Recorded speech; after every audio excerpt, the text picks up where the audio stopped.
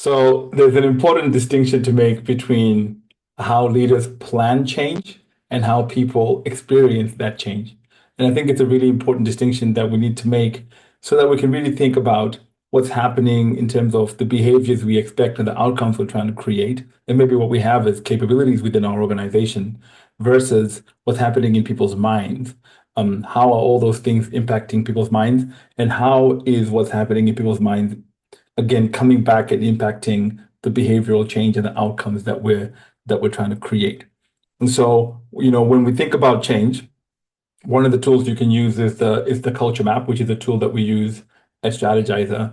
And when we think about change at Strategizer, we tend to think about it this way, right? Changes or outcomes are created by people's behaviors. So that's the center of our culture. It's what's visible, it's what we see people do.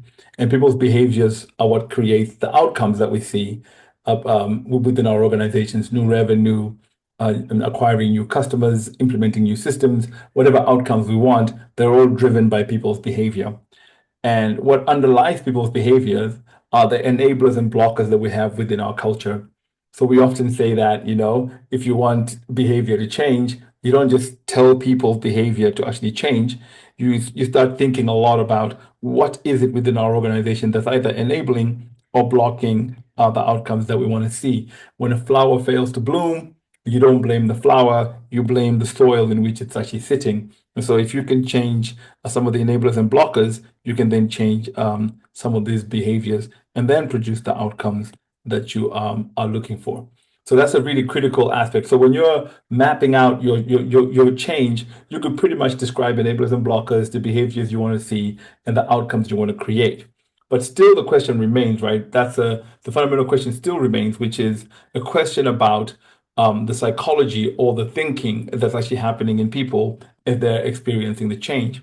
So what's actually happening in human minds? And there's a theory called the theory of planned behavior that really talks about what happens in people's minds. How do people engage in new behavior, or how do people actually change their behavior? And this theory says the most proximal predictor of people's behavior is their intention to engage in that behavior. So the question is, how do you actually drive intention, and how is it connected to these things that I've just described there within the culture map? So the first thing to think about when we think about intention to engage in the behavior is really about how people evaluate that behavior or their attitudes to that behavior. So the question is, what are people's attitudes to the behavior that we're trying to change? And that's really important, because you're not going to get the behavior unless you get positive evaluation of that behavior. And that evaluation of that behavior really does impact the intention to engage in that behavior. So the question is, how do you influence evaluation, right? Well, actually, you can use some of the things that are happening within the culture of your organization to try and drive some of that. So, for example, one of the predictors of whether people positively evaluate a behavior are the perceived norms within the organization. So, perceived norms are about people's perceptions of how other people think about that behavior. Is that behavior viewed positively within the organization? And one way to make a behavior be viewed positively within the organization is through outcomes. So if people engage in a particular behavior and they get positive outcomes, that reinforces perceived norms to say, actually, this is a great thing, and we can actually engage in this behavior to get these positive outcomes, bonuses, incentives, or whatever it is that we're using to drive behavior, or even celebrating actual success, revenue growth, etc. Right? So that actually, so creating positive outcomes and telling stories about those outcomes can actually start to sort of validate that this is great behavior to engage in. So if you have good outcomes and people are perceiving social norms and they have a positive evaluation of the behavior, what is the final thing then that can limit them from engaging in that behavior?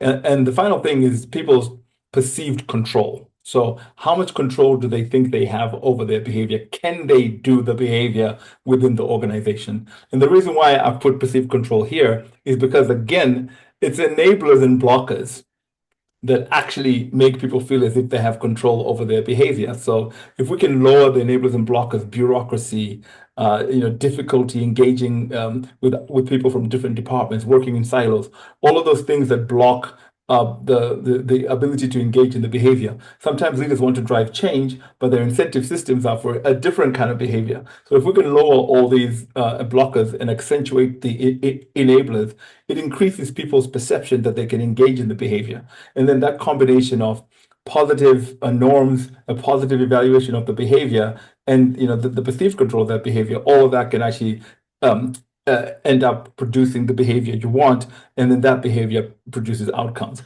And of course, actually, if you look at this, you can actually think about it as a flywheel. So, small actions create positive outcomes, which impact perceived norms, which then impacts how the positive feelings about that particular behavior or the change, which then ultimately through behavioral control allows us again to engage in the behavior, and then you have a flywheel that's actually spinning and driving change over time, and that's how you can actually drive cultural change within your organization. So it's important to kind of think about what's really going on in people's minds as we ask them to engage in particular behaviors. So I just wanted to sort of put that out there so that you can really think as you're driving your change, here are the outcomes we want, but what's actually happening in people's minds in terms of, do they have a perceived norm that this is a great behavior? Are they, evaluating the behavior positively? And do they also feel like they can actually do the stuff that we're asking them to do given our organizational context?